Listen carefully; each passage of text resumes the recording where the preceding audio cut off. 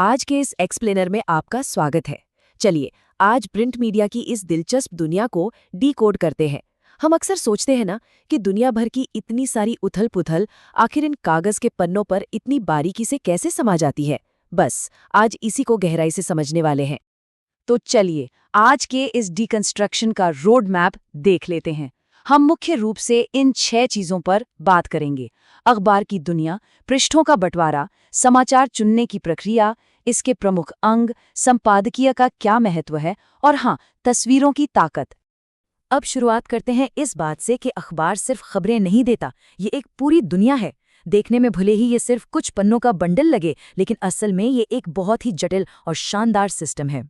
चाहे किसी मोहल्ले की कोई घटना हो, देश की बात हो या फिर दुनिया के किसी दूसरे कोने की हलचल, अखबार इस पूरे विश्व के शोर शराबे को एक बहुत ही साफ, सुलझी हुई और आसानी से समझ आने वाली तस्वीर में बदल देता है, एकदम किसी मैजिक की तरह, है ना? और सबसे दिलचस्प बात क्या है, एक पूरे अखबार के ढांचे में सिर्फ न्यूज़ नहीं होती, इसमें 11 अलग-अलग हिस्से होते हैं। संपादकीय, तस्वीरें, फीचर लेख, इंटरव्यू, कार्टून, विज्ञापन, यहाँ तक कि मौसम का हाल और बाजार के भाव भी, ये सब मिलकर इस पूरे इकोसिस्टम को जिंदा रखते हैं। चलिए इन चीज़ों से थोड़ा आगे बढ़ते हैं और अखबार के फिजिकल लेआउट को देखते हैं। मतलब इतनी सारी जानकारी आखिर पन्नों पर जगह कैसे बनाती हैं। अखबार के पन्नों का भूगोल बहुत ही स्मार्ट तरीके से सेट होता है। पहला पन्ना, वो हमेशा राष्ट्रीय और अंतर्राष्ट्रीय महत्व की बड़ी खबरों के लिए रिजर्व रहता है। दूसरे और तीसरे पन्ने पर आमतौर पर लोकल खबरें होती हैं। बीच के पन्ने संपादकीय और पाठकों के पत्रों के लिए होते हैं और आखिरी पन्ना खेल और बिजनेस के नाम रहता है।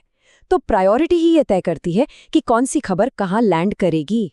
पन्नों का लेआउट तो हमने समझ लिया, लेकिन अब उस सख्त फिल्टरिंग प्रोसेस की बात करते हैं जो ये तय करता है कि कौन सी कहानी वास्तव में छपने लायक है। तो असल बात यह है कि किसी भी खबर को प्रिंटिंग प्रेस तक पहुंचने के लिए एक 3 टियर यानी त्रिस्तरीय फिल्टर से गुजरना पड़ता है। सबसे पहले रिपोर्टर खुद तय करता है कि क्या जरूरी है, फिर चीफ रिपोर्टर उन खबरों की छंटनी करता है और आखिर में एडिटर ये देखता है कि अखबार में कितनी जगह है और उसी के हिसाब से फाइनल सिलेक्शन होता है। और हाँ, जब ये खबरें फिल्टर हो रही होती हैं तो उन्हें अलग अलग विषयों में बांट भी दिया जाता है। राजनीति, समाज, बिजनेस, खेल, साहित्य या फिर विज्ञान। ये डाइवर्सिटी ही तो है जो अखबार को हर तरह के पाठक के लिए दिलचस्प बनाए रखती है। आइए अब थोड़ा माइक्रो लेवल पर जूम इन करते हैं। देखते हैं कि एक अकेली खबर को अगर उसके छोटे छोटे हिस्सों में बांटा जाए तो वो कैसी दिखती है। किसी भी स्टैंडर्ड न्यूज़ स्टोरी को बनाने के लिए मुख्य रूप से 6 बुनियादी बिल्डिंग ब्लॉक्स का इस्तेमाल होता है। मुख्य शीर्षक, उपशीर्षक, बाईलाइन, स्रोत, इंट्रो और ब्यौरा। मेन हेडिंग का काम है तुरंत आपका ध्यान खींचना, जैसे बस दुर्घटना में 10 की मौत। इसे पढ़कर एकदम से जानने की उत्सुकता होती है। और सब हेडिंग, ये उन लोगों के लिए है जो जल्दी में है, ये फटाफट खबर का एक क्रिस्प आइडिया दे देती है। अब बात करते हैं बायलाइन की। ये बहुत ज़रूरी है क्योंकि ये उस रिपोर्टर का नाम होता है जिसने खबर को खोजा और लिखा।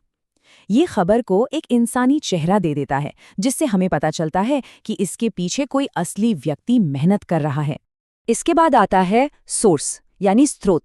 खबर कहाँ से आई, कैसे मिली, सोर्स को बताने से जिम्मेदारी तय होती है और हमें ये भरोसा मिलता है कि पत्रकारिता हवा हवाई नहीं है बल्कि ठोस तथ्यों पर खड़ी है। अब यहाँ फर्क देखिए। इंट्रो शुरुआती पैराग्राफ होता है जो बोल्ड अक्षरों में पूरी घटना की समरी दे देता है ताकि तेज पढ़ने वाले तुरंत बात समझ जाएं। और ब्यौरा ये पूरी डीप डाइव है, कौन, क्या, कब, कहाँ और क्यों। अगर पूरी कहानी जाननी है तो ब्यौरा पढ़ना पड़ता है। रूल तो यही है कि रिपोर्टर अपनी पर्सनल राय नहीं दे सकता, उसे न्यूट्रल रहना होता है। लेकिन कभी-कभी बहुत ही विवादित मुद्दों में रिपोर्टर किन लोगों के कोट्स या किन तथ्यों को हाईलाइट कर रहा है, उससे उसकी विचारधारा की एक हल्की सी झलक मिल ही जाती है। अब चलते हैं अखबार के उस खास हिस्से की तरफ जहां पर्सनल ओपिनियन यानी व्यक्तिगत राय की सिर्फ इजाजत ही नहीं है बल्कि उसका पूरा जश्न मनाया जाता है। ये जगह है संपादकीय यानी एडिटोरियल, अखबार के बिल्कुल बीचों बीच। यहाँ एडिटर बड़ी घटनाओं पर अपनी एक्सपर्ट राय और एनालिसिस रखता है। असल में यही वो हिस्सा है जो किसी भी अखबार को उसकी अपनी एक अलग आवाज और समसामयिक मामलों पर एक स्पष्ट रुख देता है। ये सच में कमाल की बात है कि ये संपादकीय पन्ना पढ़ने वालों को दो अलग-अलग तरह के विचारकों में बांट देता है। एक वो हैं जो सिर्फ न्यूज़ फैक्ट्स पढ़ते ही अपनी राय बना लेते हैं, और दूसरे वो जो तब तक अपनी राय फाइनल नहीं करते जब तक कि वो एडिटर का एनालिसिस न पढ़ लें। फाइनली हमारा ये डीकंस्ट्रक्शन तब तक पूरा नहीं हो सकता जब तक हम अखबार की विजुअल पावर यानी तस्वीरों की बात ना करें। यही तो अखबार को उसका असली रंगरूप देती हैं। जरा सोचिए, क्या कोई तस्वीर अपने आप में एक पूरी खबर हो सकती है? बिल्कुल।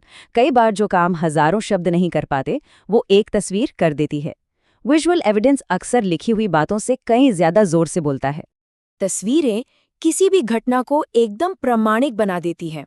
वो एक गहरा इमोशनल इम्पैक्ट डालती है। जैसे किसी भूकंप के बाद की तस्वीर, उसे देखते ही अंदर से एक बेचैनी सी उठती है और हम तुरंत उससे जुड़ी डिटेल्स पढ़ने लगते हैं। आज हम सोशल मीडिया पर फोटो के साथ हैशटैग और कैप्शन लगाते हैं ना?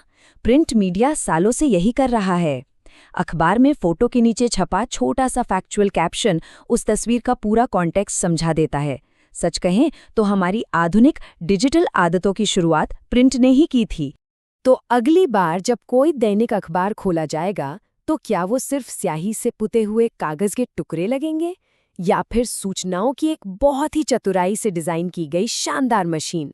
इस छिपे हुए ढांचे को समझने के बाद सच में न्यूज़ को देखने का हमारा नजरिया हमेशा के लिए बदल जाता है। ये पत्रकारिता की सुव्यवस्थित दुनिया के लिए एक नई और गहरी समझ पैदा करता है।